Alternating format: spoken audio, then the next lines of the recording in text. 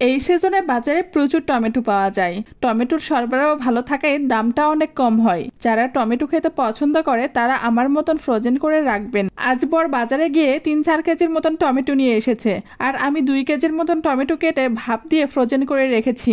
আর এখানে আমি 1 কেজির মতন টমেটো নিয়েছি, সেগুলো ভালো করে ধুয়ে পরিষ্কার করে নিয়েছি। এরপরে এগুলোকে আমি 4 ভাগ করে কেটে নিব। এরপরে টমেটোর মাঝখান থেকে বিচিগুলো আলাদা করে রেখে দিব, আর চিকন চিকন স্লাইড করে টমেটোগুলো কেটে নিব। তবে এই স্লাইডগুলো যখন এক এক করে সুন্দর করে ডিশে সাজিয়ে নিচ্ছি তখন অনেক কষ্ট হচ্ছিল, বিকজ এখানে ধৈর্যের প্রয়োজন। তাই তো আমি ধৈর্য সহকারে সবগুলো টমেটো সুন্দর করে সাজিয়ে নিচ্ছি। গরুর মাংস, মুরগির মাংস, এমনকি মাছ রান্নার স্বাদ বাড়ানোর জন্য টমেটোর সস ব্যবহার করা হয়। তবে এরকম করে যদি টমেটোর শুটকি করে পরে এগুলো ব্লেন্ডার করে রাখেন অথবা পাটাই বেটে গুঁড়ো করে নেওয়া যায়, তাহলে এই গুঁড়ো রান্নায় দিলে রান্নার টেস্ট অনেক গুণ বেড়ে যায়। টমেটোর গুঁড়ো শুধু রান্নার কাজে ব্যবহার হয় তা নয়, টমেটোর গুঁড়ো দিয়ে নুডলস অথবা পাস্তার স্পেশাল মশলাগুলো বানানো যায়, এতে করে মশলাটার স্বাদ আরও বেড়ে যায়।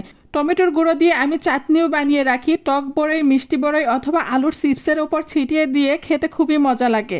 টমেটোগুলো খুব সুন্দর করে সাজিয়েছি, দেখে যেন মনে হচ্ছে হলুদের কোনো ডালা সাজিয়েছি। এরপর এগুলোকে নিয়ে চলে আসলাম ছাদে রোদে শুকাতে দেওয়ার জন্য। রোদের পরিমাণ বেশি হলে 2-3 দিনেই শুকে শুটকি হয়ে যায়। বিশেষ করে যখন প্রচুর রোদ হয় এই সময় এই শুটকি করাই ভালো, এতে করে তাড়াতাড়ি টমেটোগুলো শুকিয়ে আসে। আর রোদে শুকাতে দেওয়ার 2-3 ঘন্টা পর আমি এগুলোকে উল্টিয়ে দিয়েছিলাম যেন টমেটোগুলো খুব তাড়াতাড়ি শুকিয়ে আসে। এইভাবে আমি 2 থেকে 3 দিনের মতন রোদে শুকিয়ে নিয়েছি। কতগুলো টমেটো আমি কেটে শুকাতে দিয়েছিলাম আর সেগুলো শুকিয়ে একেবারে এতটুকু হয়ে গেছে। আর এই টমেটোগুলো শুকিয়ে এমন শক্ত হয় যে এরকম প্লেটে ছেড়ে দিলে সাউন্ড করবে। এখন আমি এগুলো শুটকি পাটায় ভালোভাবে বেটে নিব। যদিও পাটায় বেটে গুঁড়া করে একটু কষ্টকর, তবে করতে হচ্ছে বিকজ আমার বাসায় মিক্সিটা নষ্ট হয়েছে। এরকম ভাবে আস্তে আস্তে আমি টমেটোর শুটকিগুলো বেটে নিয়েছিলাম। আর চাটনি বানাতে এখানে আমি শুকনো মরিচ, কালো জিরে, জিরা, সাদা ফল, দারচিনি সবগুলো হালকা ভেজে নিয়েছি। এগুলো দিয়ে আজকে আমি মজাদার চাটনি তৈরি করব। এখানে টমেটোর শুটকির গুঁড়ো হয়ে গেছে, সেগুলো একটা পাত্রে উঠিয়ে নিয়েছি। এখন আমি মরিচ, বিট লবণ দিয়ে ভালোভাবে বেটে মিক্সড করে নিব। মরিচগুলো বাটা হয়ে গেছে, এখন আমি এর ভিতরে দিয়ে দিব ভেজে রাখা জিরা, কালো জিরা, সাদা ফল, দারচিনি, এগুলো দিয়ে আবারও ভালোভাবে বেটে মিক্সড করে নিব। ভালোভাবে বাটা হয়ে গেলে এর ভিতরে দিয়ে দিব আগে থেকে গুঁড়ো করে রাখা টমেটো গুঁড়ো।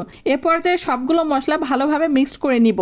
মশলাগুলো আমার প্রপারলি মিক্সড করা হয়ে গেছে। এখন এগুলোকে একটা পটে উঠিয়ে রেখে দিব। যখন যখন খেতে ইচ্ছে করবে তখন বের করে খাবো। আর এভাবে আমি চাটনিগুলো বানিয়ে রাখি। বিশেষ করে আপনারা যারা টক লাভার আছেন তাদের এই মশলাটা খেতে অনেক ভালো লাগবে। আর আমি বাকি টমেটো গুঁড়োগুলো রেখে দিয়েছি রান্নার কাজে ব্যবহার করব এই জন্য।